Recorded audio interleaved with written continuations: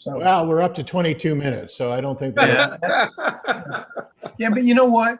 It's actually something that is rather unique, I think, in the discussion, as opposed to just all the fighting.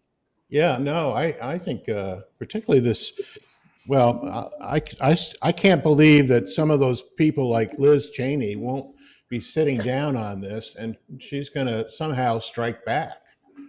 I just, Yeah, well, and I think she's the kind of person. I mean, Al's advice was dead on. I mean, Right. it's now there's a rallying call, and I think Liz can do it better than some of the others. And but let's say they get organized, like Al's suggesting, but that's gonna be a war within the Republican Party. It's not like Well, we figured it out.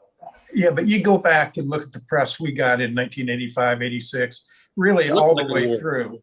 I mean, we were not, we were, what do they call them? Rhinos, the Republicans name one.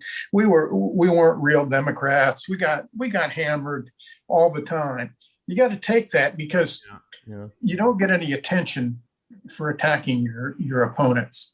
You get attention when you stand up to your own party and attack your own party. This could be a party where they basically throw people out, though. You were never thrown out.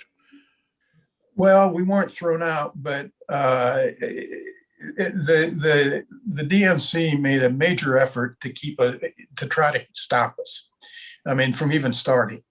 And they went to the governor's conference, Democratic governor's conference, and had Mike Dukakis in 1989 push a resolution among Democratic governors after Chuck Robb and Bruce Abbott, our leaders, had left the meeting, of course, to say that governors could only work with the DNC and not another policy group. And thank God for Dick Riley, who was there.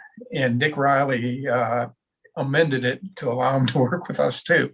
I mean, I don't know if that would have meant anything, but the point is that the chairman of the National Party wanted to block us from even starting. But then eventually you showed him you could win. I mean, yeah, right. Well, but that was, but Craig, that really was the difference. If you look at Phil Gailey's piece in the New York Times, which was the day we announced, the last paragraph said, some Democratic insiders said what the DNC was afraid of is that all the attractive young leaders would go to the DLC and they'd be stuck with Ted Kennedy and Jesse Jackson. And that's the difference. Yeah. That's why the Larry Hogans are important. Now, he's not exactly the next generation, but in a sense he is. Certainly on the national scene, he's in the next crowd. And there must be 3 or 4 other good governors around the country that they could go to, that he could go to. I also think this other dynamic is, I mean, I could be wrong, but I cannot imagine Trump really providing the help that Lindsey Graham thinks and others think he's going to provide. And the minute they feel threatened, man, they're gone, I think. I mean, they'll look for an alternative. But they need something to rally around. They do.